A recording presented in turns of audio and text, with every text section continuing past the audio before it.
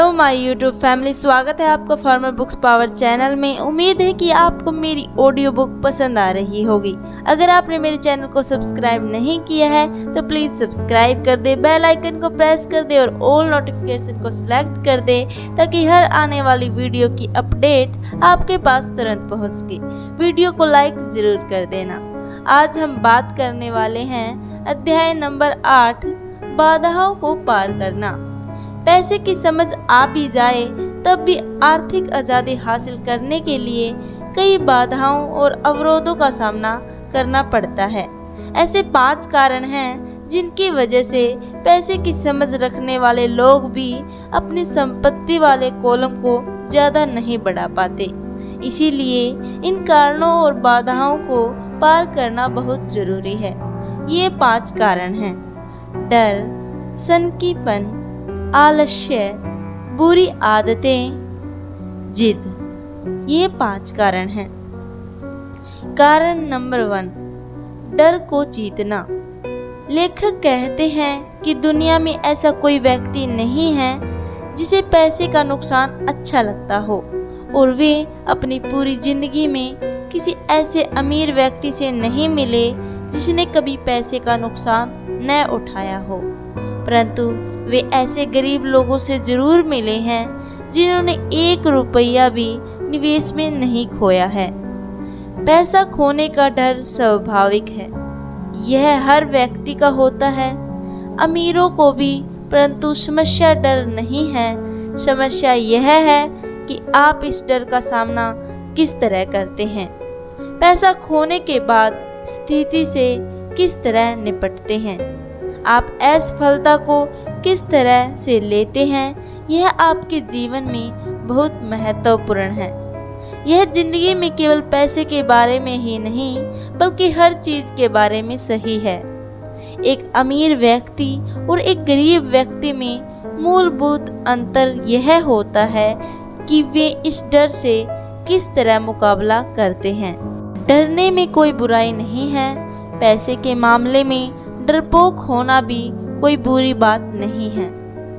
आप अब भी अमीर हो सकते हैं। हम सभी कुछ मौकों पर बहादुर होते हैं और कुछ मौकों पर डरपोक। मेरे दोस्त की पत्नी एक इमरजेंसी रूम की नर्स है। जब भी वह खून देखती है वह तत्परता से काम में जुट जाती है।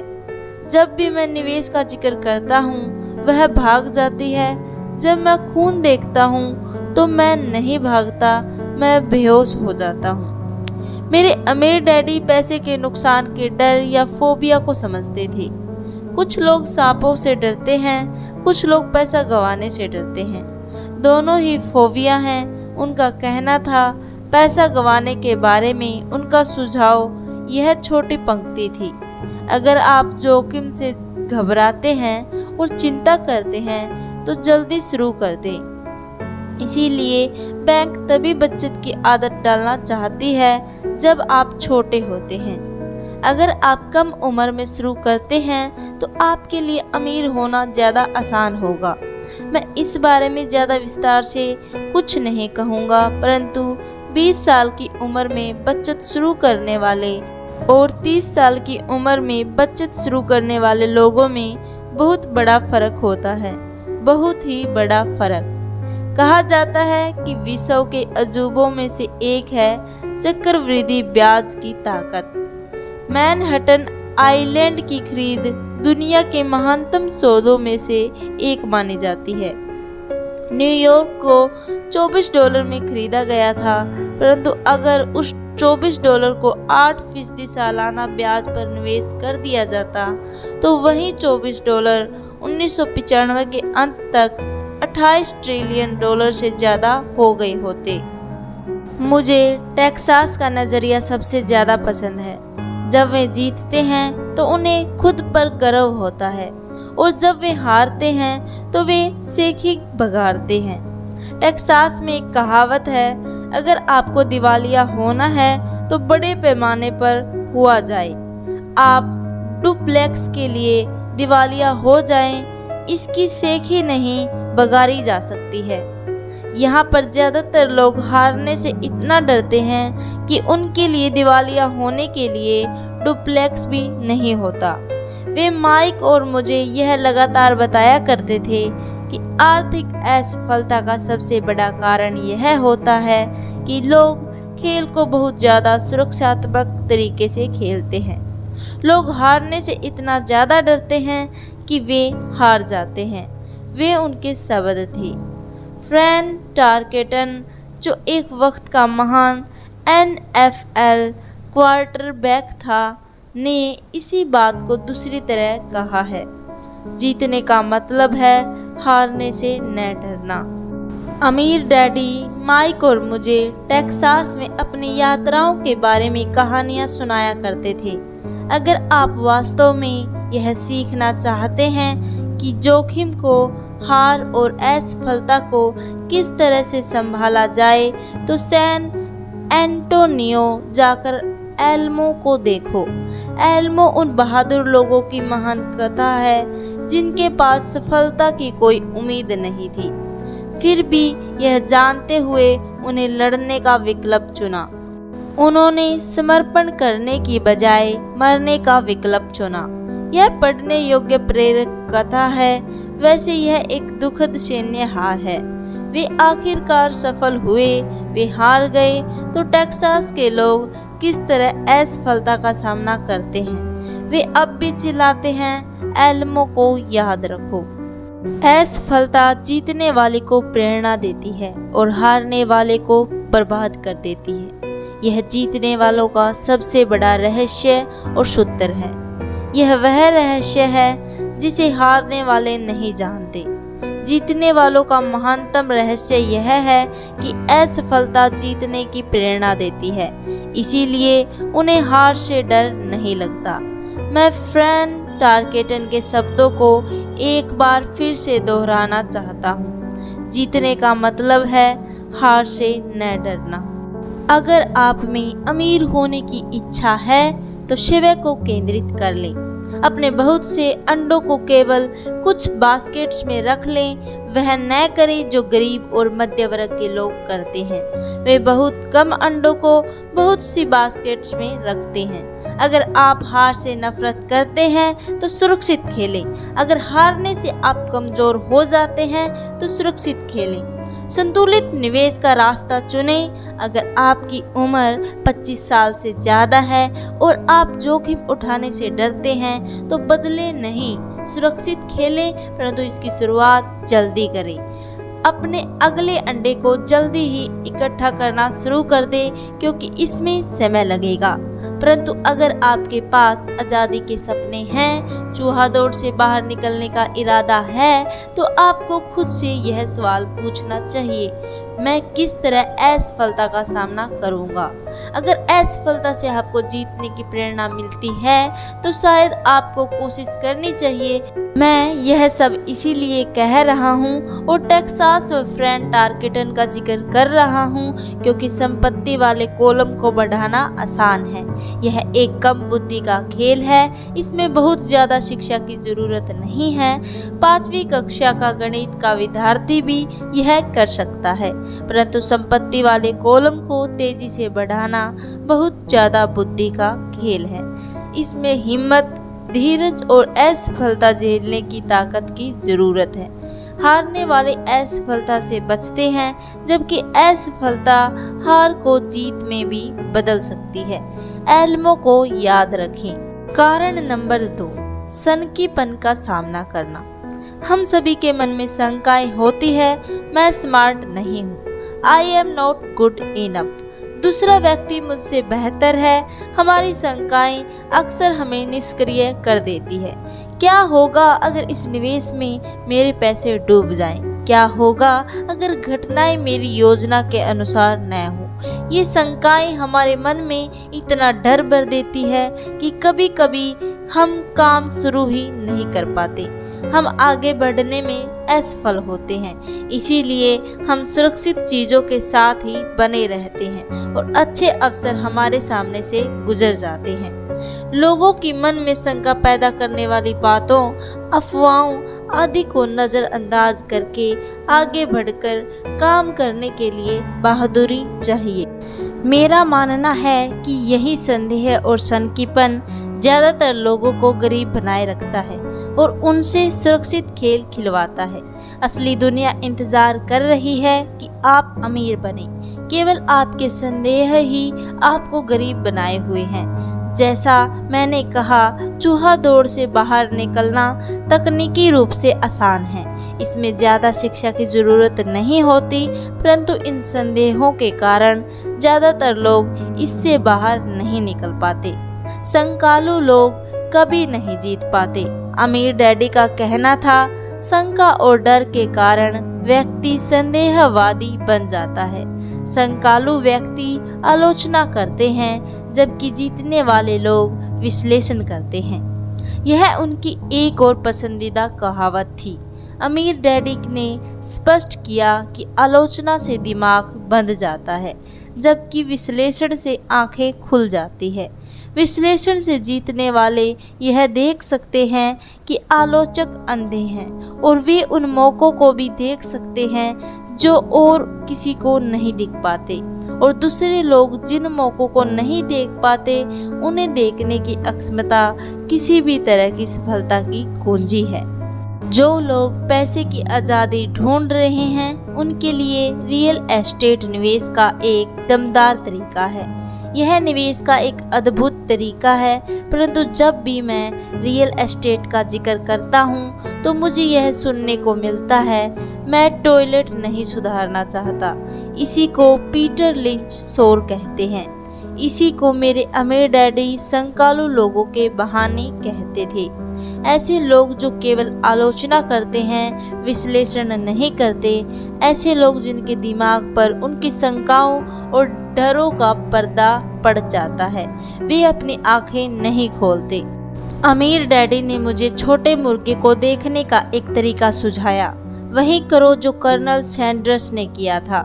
66 साल की उम्र में उनका व्यवसाय चौपट हो गया था और वे अपनी सोशल सिक्योरिटी के चेक पर गुजर बसर कर रहे थे।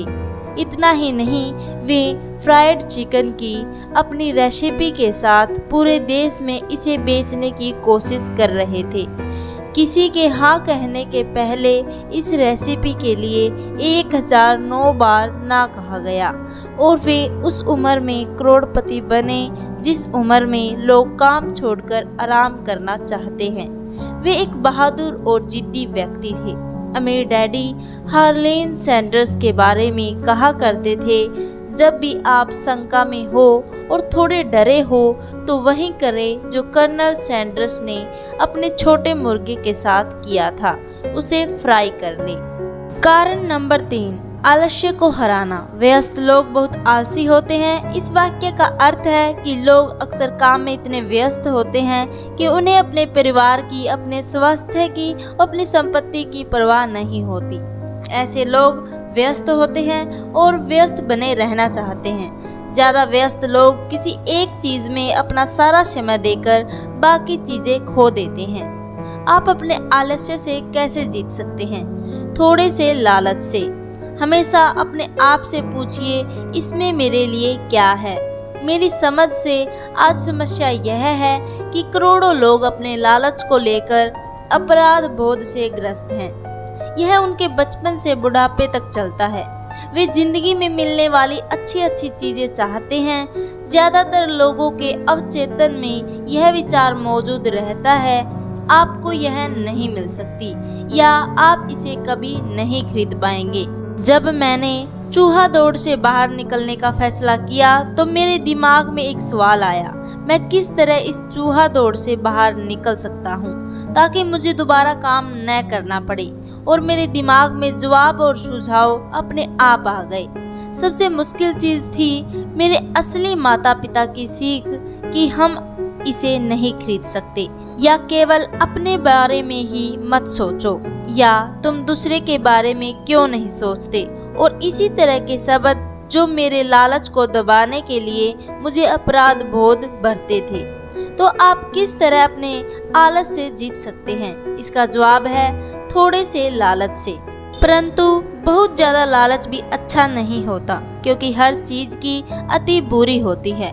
परंतु वह याद रखो जो वॉल स्ट्रीट फिल्म में माइकल डगलस ने कहा था, लालच अच्छा होता है। अमीर डैडी इसे अलग तरह से कहते थे, अपराध बोध लालच से ज्यादा बुरा होता है, क्योंकि अपराध बोध के कारण शरीर में से आत्मा निकल जाती है। और मेरे लिए एलिनोर रूजवेल्ट की कहावत सबसे अच्छी है, वही करो जो तुम्हें दिल से अच्छा लगता है, क्योंकि तुम्हारी हर बात में आलोचना होगी। अगर तुम कोई काम करोगे तो भी तुम्हारी आलोचना होगी, और तुम कोई काम नहीं करोगे तो भी तुम्हारी आलोचना होगी। कारण नंबर 4, बुरी आदतों से जीतना। हमारी आदतें हमारी शिक्षा से ज्यादा महत्वपूर्ण होती है। आप अगर एक कामयाब व्यक्ति और एक नाकामयाब व्यक्ति में तुलना करेंगे तो उनकी आदतों में बहुत अंतर पाएंगे। यह एक उदाहरण है कि किसी तरह से आदतें व्यवहार को नियंत्रित करती है। मुझे याद है कि मैंने एक बार अपने अमीर डैडी से अमीर लोगों की आदतों के बारे में पूछा था। सीधे जवाब देने की बजाय वे चाहते थे कि मैं इसे उदाहरण से सीखूं। अमीर डैडी ने पूछा, तुम्हारे डैडी अपने बिल कब चुकाते हैं? मैंने कहा, हर महीने की पहली तारीख को। क्या उनके पास कुछ बाकी बचता है? उन्होंने पूछा। बहुत थोड़ा, मैंने कहा। यही वह खास कारण है जिसके कारण उन्हें संघर्ष करना पड़ता है।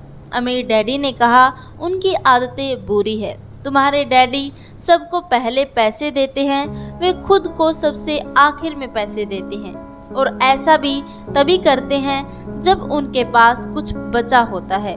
सामान्य तौर पर उनके पास कुछ नहीं बचता। मैंने कहा, परंतु उन्हें अपने बिल का भुगतान तो करना ही होता है, नहीं क्या? आप यह तो नहीं कहना चाहते कि उन्हें अपने बिल्स का भुगतान नहीं करना चाहिए? बिल्कुल नहीं, अमीर डैडी ने कहा। मैं समय पर अपने बिल चुकाने में पूरी तरह विश्वास करता हूँ। मैं केवल खुद को सबसे पहले पैसे देता हूँ, सरकार को पैसे देने से पहले। परंतु तब क्या होगा जब आपके पास पर्याप्त पैसा नहीं हो? मैंने पूछा। ऐसी स्थिति में आप क्या करते हैं? मैं वही करता हूँ, अमीर डैडी ने कहा। मैं खुद को सबसे पहले पैसे देता हूँ, चाहे मेरे पास कम पैसा हो। मेरे लिए सरकार से ज्यादा महत्वपूर्ण मेरा संपत्ति वाला कॉलम है। परंतु क्या सरकार के लोग आपके पीछे नहीं पड़ते? मैंने कहा, हाँ, अगर मैं उन्हें भुगतान ना करूं। अमीर डैडी ने कहा, देखो, मैं यह नहीं कह रहा कि सरकार को पैसा न दिया जाए। मैं केवल यह कह रहा हूँ कि खुद को सबसे पहले भुगतान दिया जाए, चाहे मेरे पास पैसा कम ही हो। इस भाग में लेखक ने अपना संपत्ति कॉलम बढ़ाने के लिए खुद को पहले पे करने की सलाह दी है, यानी हर महीने पैसे आने पर पहले अपने सेविंग्स और इन्वेस्टमेंट्स के लिए पैसे अलग करें, फिर अपने बिल्स चुकाएं। ऐसा करने की आदत डाल लें। चाहे आपके पास पैसा कम ही क्यों ना हो, पहले अपने आप को ही पे करें। पहले खुद को पे करने की आदत से आपको 2 फायदे होंगे। पहला, आपका संपत्ति कॉलम समय के साथ बढ़ता जाएगा, जिससे आप आगे चलकर फाइनेंशियली स्ट्रॉन्ग बनेंगे। दूसरा, आप कमाई के और भी रास्ते खोजने के लिए बाध्य होंगे, क्योंकि बिल्स तो आपको चुकाने ही हैं। अगर खुद को पे करने के बाद आपके पास पैसे कम पड़ते हैं तो आपको अपनी इनकम बढ़ानी होगी, जिससे भी आपकी आर्थिक स्थिति सुधरेगी। कारण नंबर 5, जिद। जिद अहंकार और अज्ञान का मिला जुला रूप है। जो मैं जानता हूँ उससे पैसा आता है, जो मैं नहीं जानता उसके कारण मैं पैसा खोता हूँ। हर बार जब मैंने जिद की है, मैंने पैसा गंवाया है। वह इसीलिए क्योंकि जब मैं जिद करता हूँ तो मैं दरअसल यह भरोसा करता हूँ कि जो मैं नहीं जानता वह महत्वपूर्ण नहीं है। अमीर डैडी मुझे अक्सर बताया करते थे। मैंने पाया है कि कई लोग जिद का प्रयोग अपना अज्ञान छुपाने के लिए करते हैं। जब मैं फाइनेंशियल स्टेटमेंट पर अकाउंटेंट्स या निवेशकों से चर्चा करता हूँ तो ऐसा अक्सर होता है। वे चर्चा में अपनी जिद के आधार पर जीतना चाहते हैं। मैं समझ जाता हूँ कि जिस मुद्दे पर बात हो रही है उसके बारे में उन्हें पर्याप्त ज्ञान नहीं है। वे झूठ नहीं बोल रहे होते, परंतु वे सच भी नहीं बोल रहे होते हैं। धन, फाइनेंस और निवेश की दुनिया में ऐसे कई लोग हैं जिन्हें यह पता नहीं होता कि वे किस बारे में बात कर रहे हैं। पैसे के उद्योग में ज्यादातर लोग सेकंड हैंड कार के सेल्समैन की तरह व्यवहार करते हैं। जब आप जानते हो कि आप किसी विषय में अज्ञानी हैं, तो उस क्षेत्र में किसी विशेषज्ञ को ढूंढकर या उस विषय पर कोई अच्छी पुस्तक पढ़कर अपना ज्ञान बढ़ाना शुरू कर दें। धन्यवाद दोस्तों, उम्मीद है कि आपको मेरी ऑडियो बुक पसंद आई होगी। अगर आपने मेरे चैनल को सब्सक्राइब नहीं किया है तो प्लीज़ सब्सक्राइब कर दे, बेल आइकन को प्रेस कर दे और ऑल नोटिफिकेशन को सिलेक्ट कर दे, ताकि हर आने वाली वीडियो की अपडेट आपके पास तुरंत पहुंच सके। वीडियो को लाइक ज़रूर कर देना। धन्यवाद। भारत माता की जय।